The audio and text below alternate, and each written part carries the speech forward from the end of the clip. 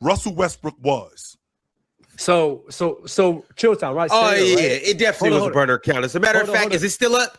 So I'm going to go reply to that. Hold on. Wait, Chilltown, right? And this is the thing where I'm saying, like, this is the politics, and you also have to think about negotiations, right? If KD's attached to that, what's going to happen in these negotiations is they're going to be like, oh, cool, KD. Kevin Durant just got exposed for using a burner account on Twitter. Not only is this not the first time this has happened, but his DMs leaked as well. Since MJ punched Kerr in the face, he don't fuck with dark skins. I can't trust Kevin Jabari Durant to make has a shot finally broken his silence, and the apology is as raw and unfiltered as the controversy itself.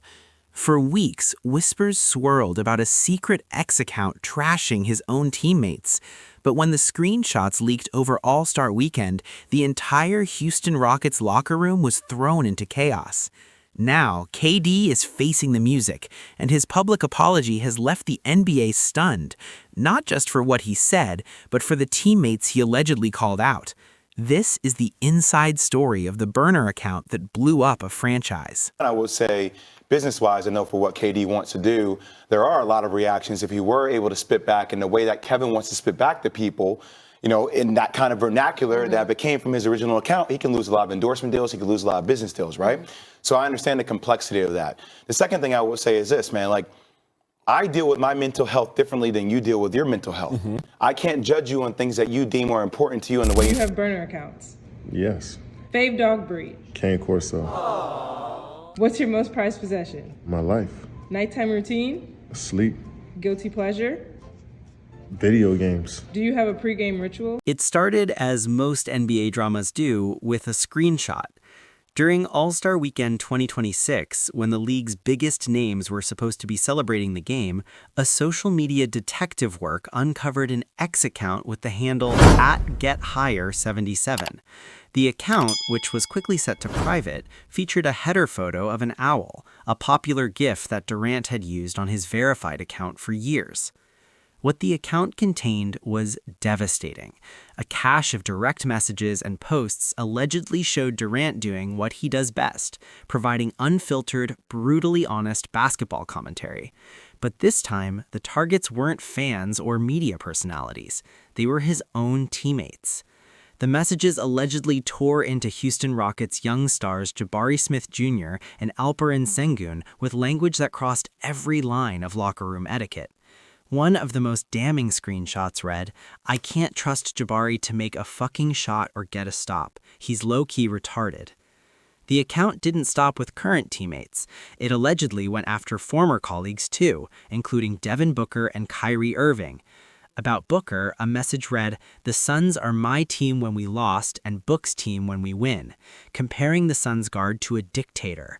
For a player who had already admitted to using burner accounts back in 2017, famously saying he wanted a place to talk to friends without media interference, this was a pattern repeating itself at the worst possible time. The digital trail was leading straight back to the Slim Reaper. The screenshots went viral within hours, but the real damage wasn't on social media, it was inside the Houston Rockets locker room. Subscribe to see how the teammates responded.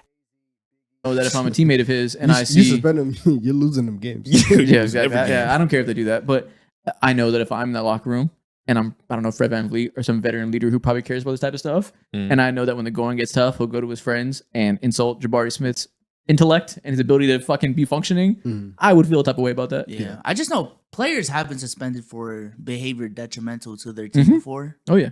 And I don't know, this is directly you will catch the ball, face up, have space, and literally have no reason to shoot a one-legged shot, and you'll do it.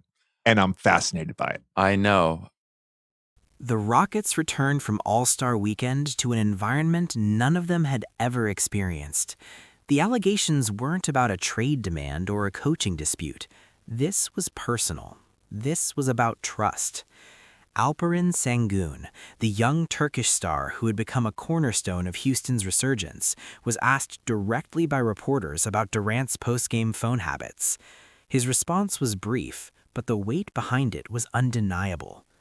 "I don't talk about locker room stuff," Sengun said, a forced laugh escaping at the end. That laugh spoke volumes. It was the sound of a player who had seen something, who knew something, but wasn't about to blow up his team publicly. Behind closed doors, sources described the atmosphere as frosty.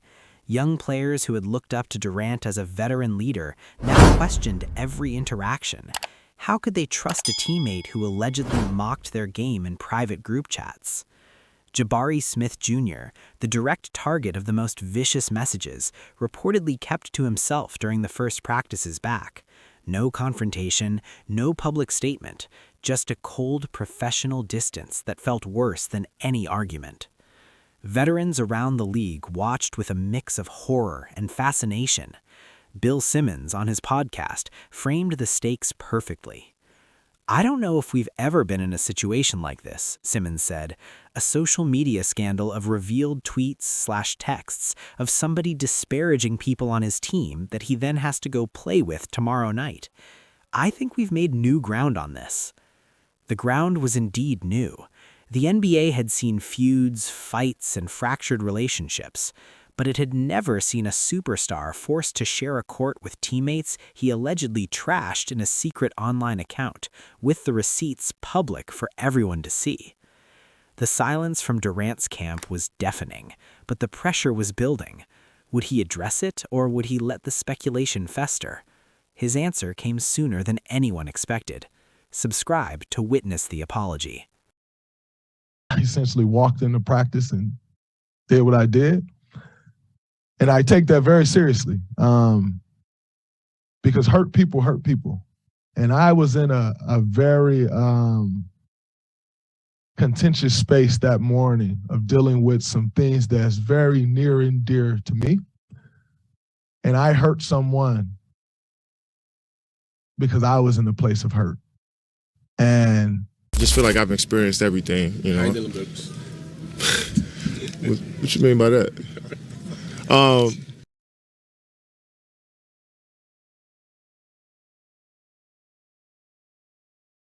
The Rockets returned from All-Star Weekend to an environment none of them had ever experienced.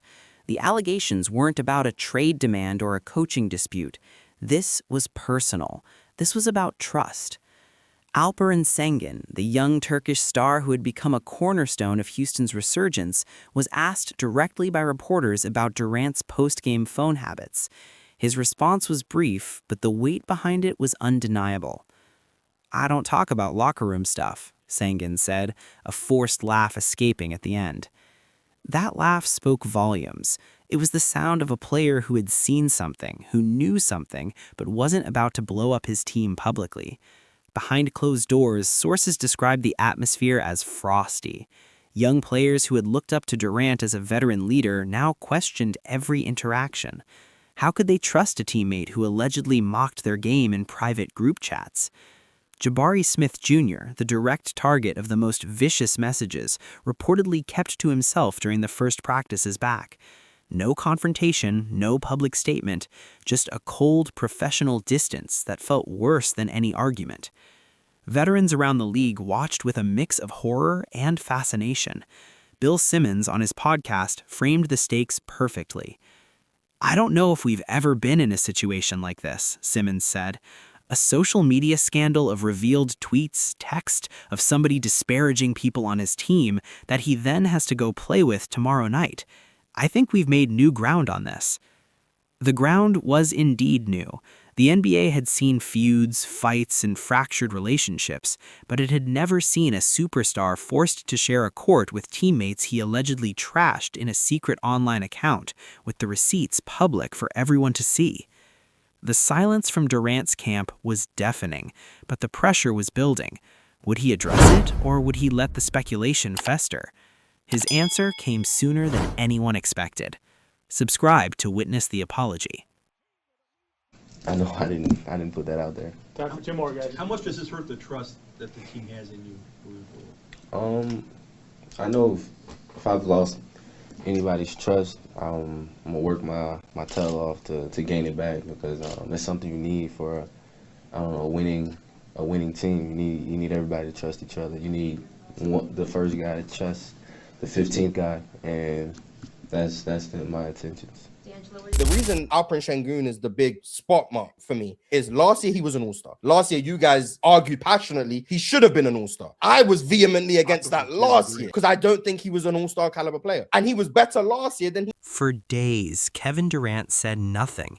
His verified account remained inactive. His representatives issued no statements.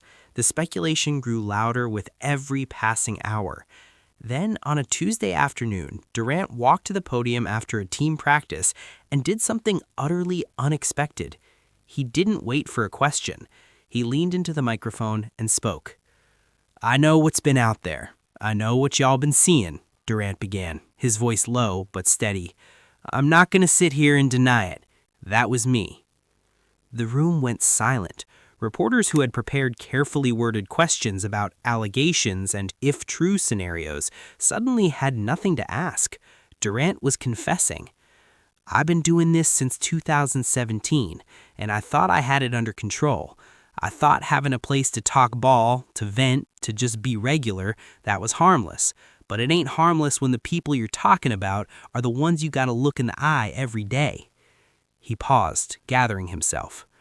To Jabari, to Alperen, to every guy in that locker room who saw that and felt some type of way, I apologize.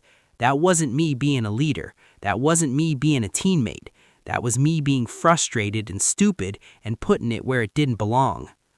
Durant didn't make excuses. He didn't blame the media or context. He simply owned it. "I ain't gonna sit here and say I'm a perfect teammate. I ain't gonna say I never said anything about nobody. But putting it out there where it could get seen, where it could hurt people I'm supposed to be leading, that's on me, and I gotta be better." The apology lasted just over 3 minutes.